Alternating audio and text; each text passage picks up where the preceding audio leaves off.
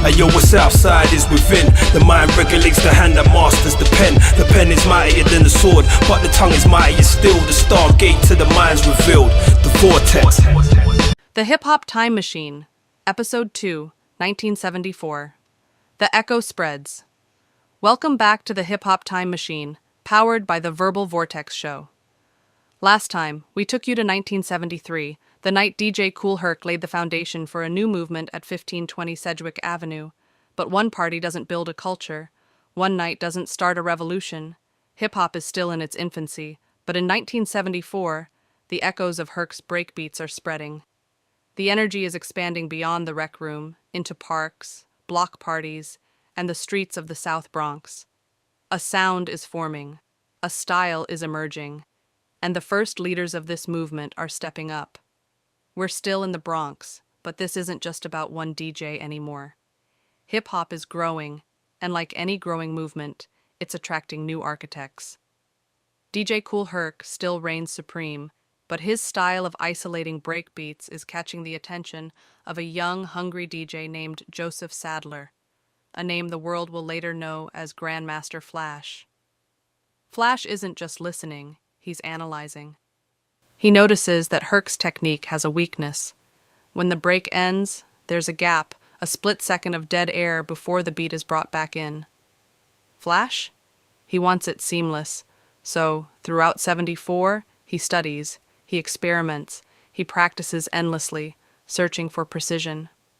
At this point, Flash is still an unknown, but soon he'll introduce cutting, backspinning, and the quick mix theory, techniques that will make DJing not just a skill, but an art form. While Flash is studying the turntables, another name is rising, but not as a DJ. Afrika Bambaataa. Bambaataa isn't just a music lover. He's a thinker, a strategist, and a leader.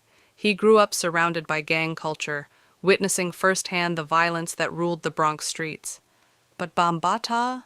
He sees a different way. He believes hip-hop can be more than just music. It can be a movement, a unifier, a force for change. In 1974, he begins forming the foundations of what will soon become the Universal Zulu Nation, a collective that embraces peace, unity, and knowledge through hip-hop culture. He recruits young DJs, MCs, and graffiti artists, guiding them toward community rather than conflict. And on the mic? The MC is evolving. At first, MCs were just hype men, shouting out names, keeping the energy up. But in 74, something shifts. MCs begin experimenting with cadence, rhythm, and rhymes. The performances aren't just about the DJ anymore. The MCs start finding their own style.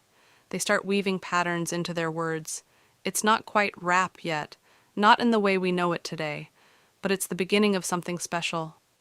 Meanwhile, on the pavement, another battle is taking place, one without words or turntables. Breakdancing is leveling up.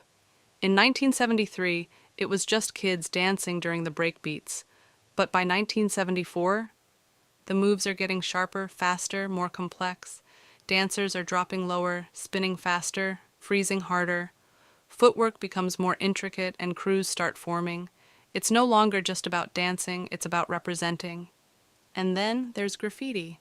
If DJs controlled the sound and breakers controlled the movement, then graffiti writers controlled the Bronx's visual identity. By 74, it's not just about tagging your name on a wall. It's about style, design, and innovation. Phase 2 is pioneering the bubble letter style, turning simple words into art. The subway cars? They're no longer just a means of transportation. They're moving canvases, carrying hip-hop's message across the city. But not everyone sees it as art. The city starts cracking down. The war on graffiti begins.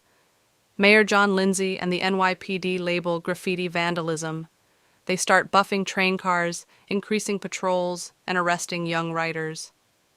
But the crackdown doesn't stop the movement. If anything, it makes it more rebellious, more defiant, more unstoppable. By the end of 1974, hip-hop is no longer just a party trick. It's becoming an unstoppable force. The DJs are refining their skills.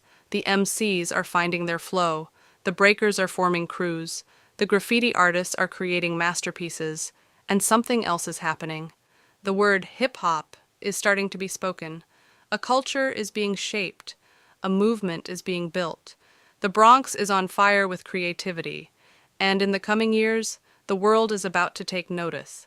That was 1974. But the story is far from over. Hip-hop is just getting started. Join us next time as we step into 1975. The year the game gets even sharper, the battles get even bigger, and the culture takes another massive step forward. Ayo, what's outside is within. The mind regulates the hand that masters the pen. The pen is mightier than the sword, but the tongue is mightier still. The stargate to the mind's revealed. The vortex.